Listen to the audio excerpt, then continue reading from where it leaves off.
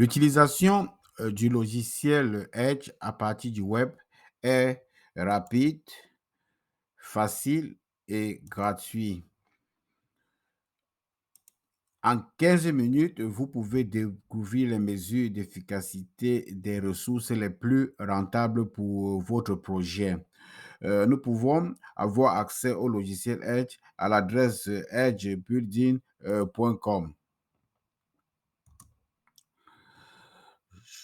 Choisissez la langue appropriée appropriée à votre région et puis cliquez sur l'onglet Application. Afin que vous puissiez enregistrer votre travail, inscrivez-vous pour un compte gratuit ou connectez-vous sur votre compte existant. Notre parc immobilier est un facteur déterminant de notre empreinte écologique. Edge permet aux développeurs ou des propriétaires dans le monde entier de construire vert. C'est un moyen non seulement rapide et c'est abordable de créer un parc immobilier ou des portefeuilles de bâtiments verts. Vous pouvez voir ici, on a plusieurs typologies de bâtiments qui sont disponibles dans l'onglet, dans le menu à gauche. Nous avons par exemple les maisons, les hôtels, les commerces de détail, les industries, les bureaux, ainsi de suite, la santé, le bâtiment et l'éducation.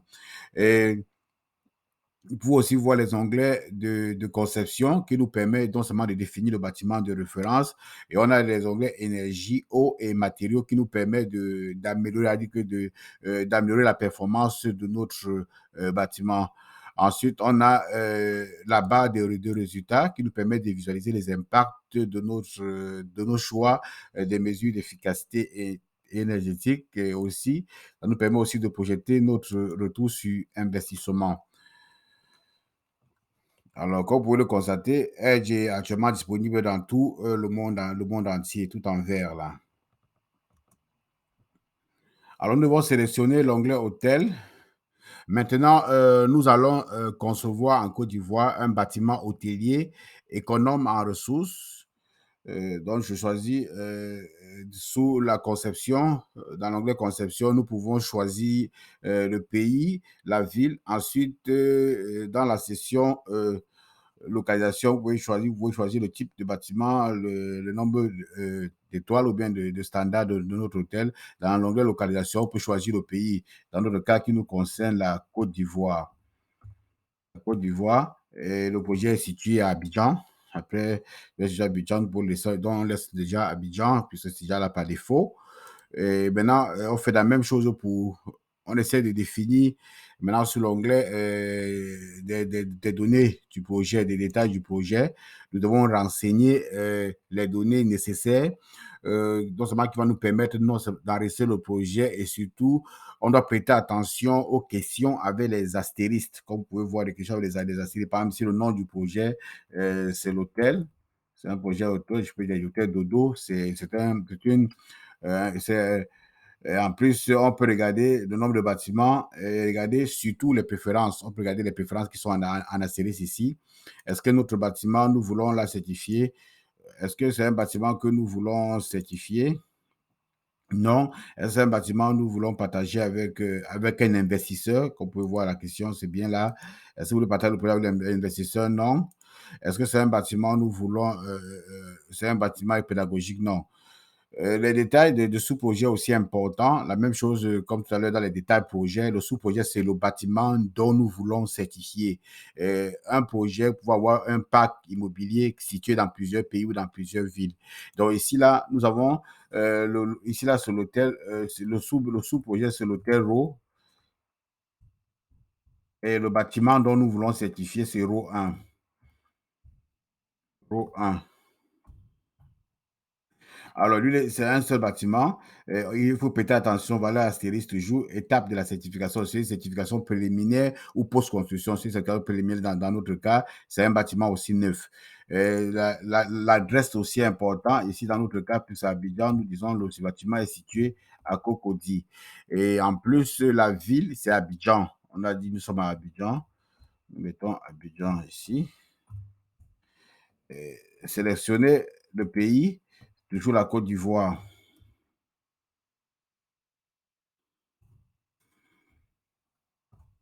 Alors, une fois ces données, des données essentielles, surtout en série, c'est renseigné, nous devons aller maintenant sur les caractéristiques du bâtiment. Puisque ici, c'est un bâtiment juste de démonstration, nous allons laisser les valeurs par défaut et peut-être modifier juste le nombre d'étages, plus le nombre de bâtiments au sous-sol aussi. Nous mettons cela à 0 et nous laissons les autres valeurs par défaut, puisque ce n'est qu'un bâtiment de démonstration. Mais vous êtes toujours libre de vérifier les détails si c'est nécessaire, vérifier tous les détails. Par exemple, on a le coût de construction par mètre carré. Est-ce que c'est approprié? Est-ce que c'est exactement ce qui est dans notre région? Si nous pouvons modifier, on peut apporter des valeurs ici, mais à toute modification que vous apportez à ces hypothèses de base doit être justifiée. Vous devez envoyer les justifications à l'auditeur pour qu'il puisse vérifier. Et comme dit tantôt, nous pouvons laisser ici, c'est un bâtiment typique de base, de 5, 1 étoile, de 5 étoiles, typique de base. Nous laissons les valeurs par défaut. Nous vérifions seulement, nous pouvons aussi vérifier est-ce que ça a besoin de chauffage, tout cela, on peut laisser par défaut pour l'instant. Et vérifier aussi les données climatiques. Si c'est nécessaire, on peut modifier. Mais ne vous inquiétez pas, vous pourriez toujours revenir et faire une mise à jour après la finalisation de la conception du bâtiment. Alors, donc, l'interface, ça allait facile puisque nous intégrons des données, mais je peux être alimenté par des données et des calculs complexes en arrière pour évaluer ces impacts. Mais ai-je non seulement utiliser les points de données que nous essayons de renseigner à ce niveau, toutes les données que nous renseignons ici, par exemple, les dimensions du bâtiment, tout, ceci pour créer, donc j'utilise ces données pour créer le scénario de base pour un bâtiment typique similaire en termes de consommation, en termes d'utilisation d'eau, utilisation des matériaux ou bien de l'énergie grise dans les matériaux. Alors, après avoir renseigné ces données ici de base, nous pouvons alors les prochaines étapes, il s'agit de réduire maintenant l'énergie, l'eau et les matériaux. Nous allons alors choisir, nous pouvons choisir l'onglet énergie pour commencer. Le graphique que vous voyez coloré, le graphique coloré que vous voyez ici avec plusieurs couleurs, non seulement elle nous montre les zones de performance telles que le refroidissement que vous pouvez voir en bleu, et aussi l'éclairage tel que vous pouvez voir là en jaune, c'est l'éclairage, et aussi les autres consommations, qui nous permet aussi de comparer directement le bâtiment de référence que nous venons de renseigner avec le bâtiment amélioré dont nous allons faire la conception actuellement. Ceci, on peut utiliser ça comme stratégie. On essaie de regarder où il y a plus d'impact. Alors, ici, plutôt que Edge nous suggère les scénarios parfaits, Edge encourage l'exploration de différentes options, comme vous pouvez voir dans les différentes mesures. Edge encourage l'exploration de différentes options. Donc, Edge nous offre des répertoires de mesures que vous pouvez voir là, pour que nous pouvons tester sur notre bâtiment pour voir les mesures les plus efficaces. Vous pouvez aussi cliquer, par exemple, sur une des mesures pour avoir plus de détails. Vous pouvez cliquer sur une des mesures pour une explication rapide. Une explication pour l'instant, c'est pas déjà disponible, mais vous pouvez aussi cliquer, par exemple, sur le guide de l'utilisateur pour avoir plus de détails sur la mesure dont vous voulez essayer.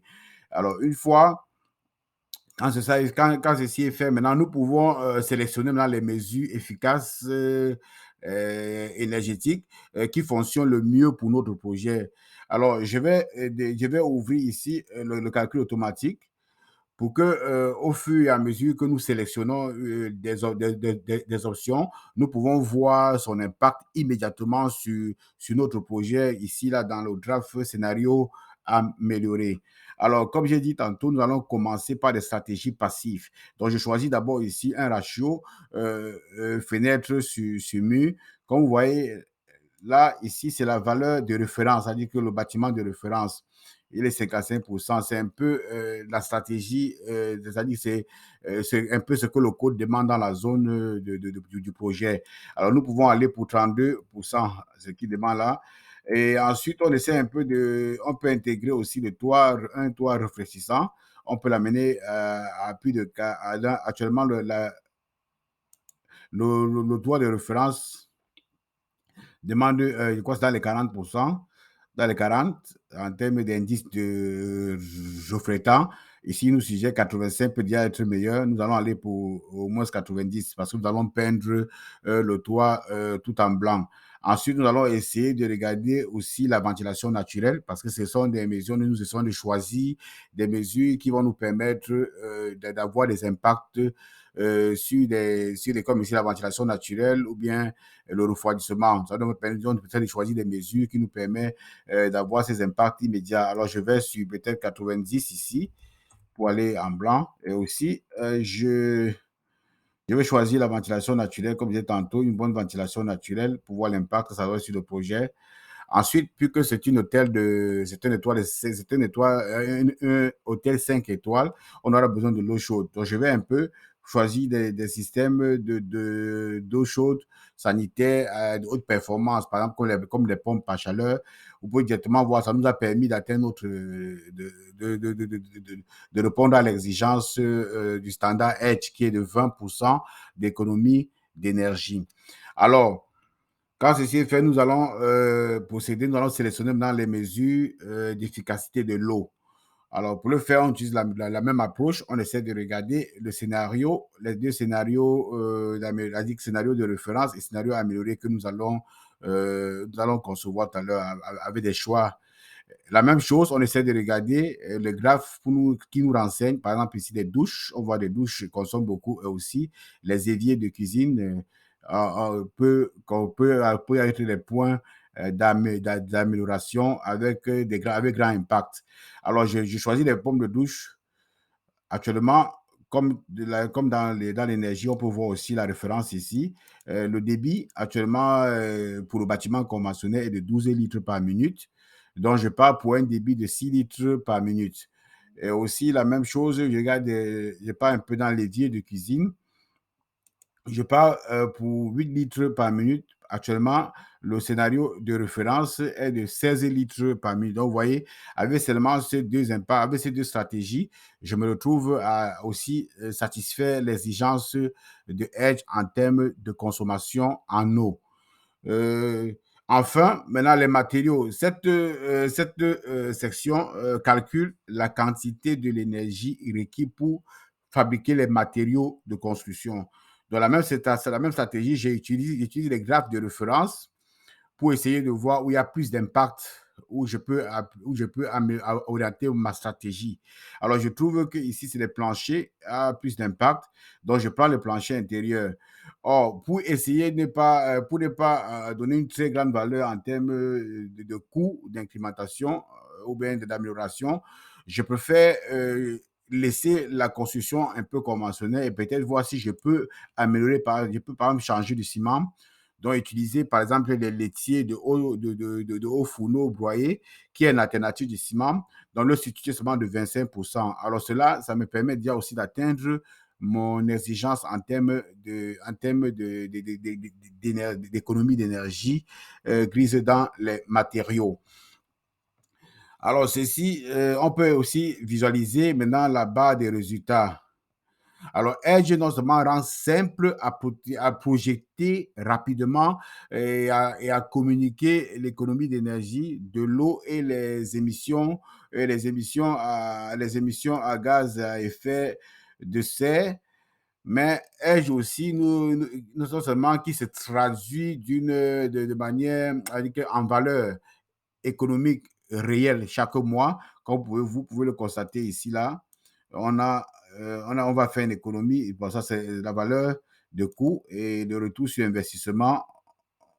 On est sur le retour sur investissement moins de 4 mois. Et aussi, ici, quand on regarde en termes d'économie, on a 38 millions par an. Donc, Edge est un puissant outil, non seulement de planification des investissements, comme vous pouvez le constater, et qui nous permet de calculer rapidement le retour sur investissement. Sur investissement. Il nous permet aussi de